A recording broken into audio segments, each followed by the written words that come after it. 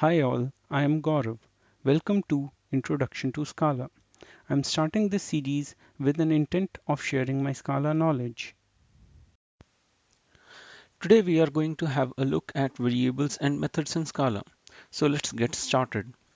You may have noticed previously that a lot of times I have used the term val instead of simply calling variables.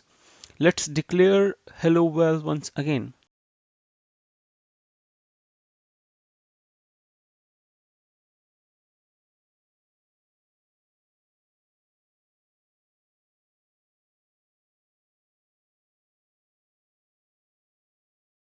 Let me try to update the value of hello val. uh, we get an error telling us that we are trying to perform a reassignment to val. This is because once assigned, a val is immutable and cannot be changed. If you want a mutable variable, you must use the keyword var. Here we will create another variable hello var and assign it a value. Change me version 1. Now if we decide to update the version of the variable, we can easily do that by assigning a new value. Change me version 2 to hello var, and you can observe that the value of is assigned successfully. But keep in mind that immutability is the cornerstone of functional programming. Immutability can make your life easier and helps to reduce number of bugs, especially when you want to parallelize your program.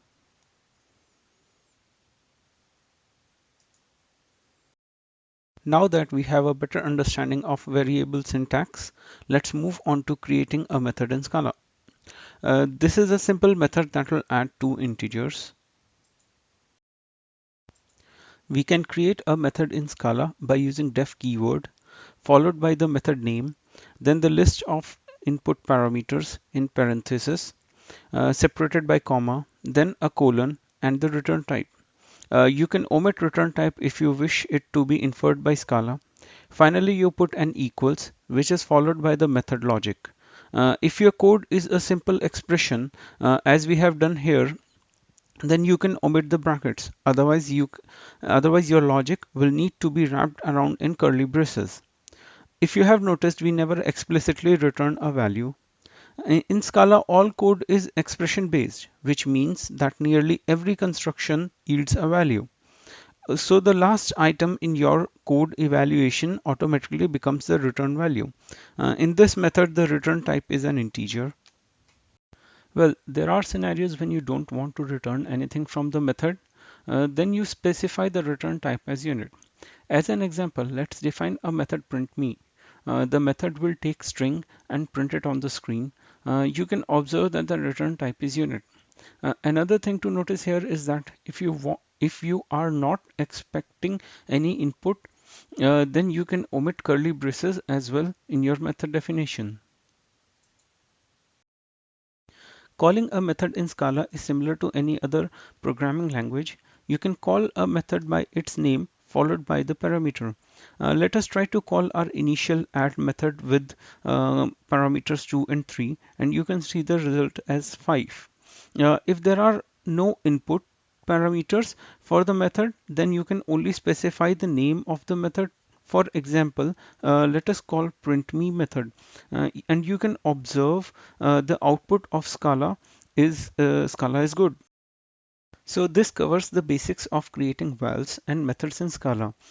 In rest of the video, I'm going to talk a bit more on extra features of Scala. Rest of the video is optional and you can skip the next part if you want.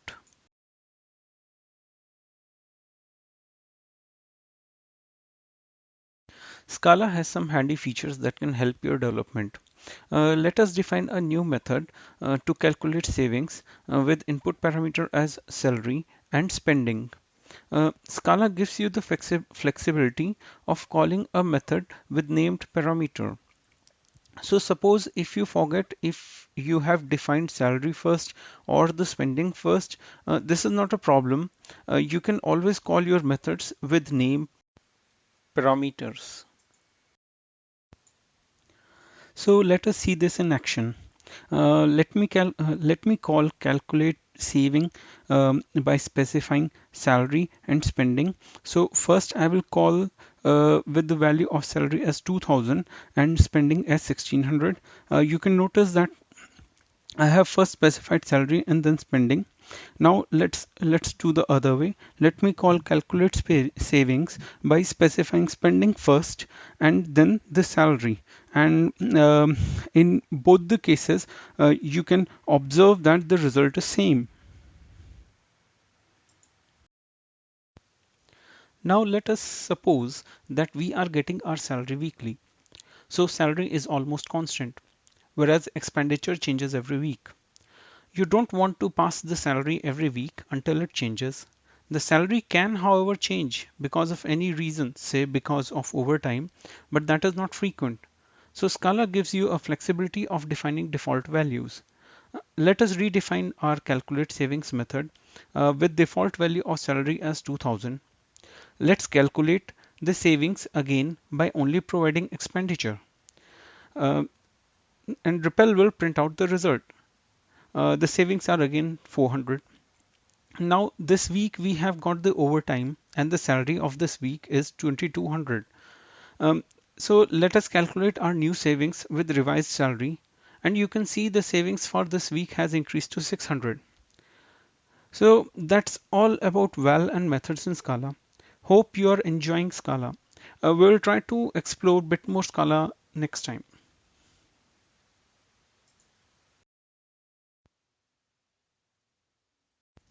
Thanks for watching. Please post your comments and suggestions.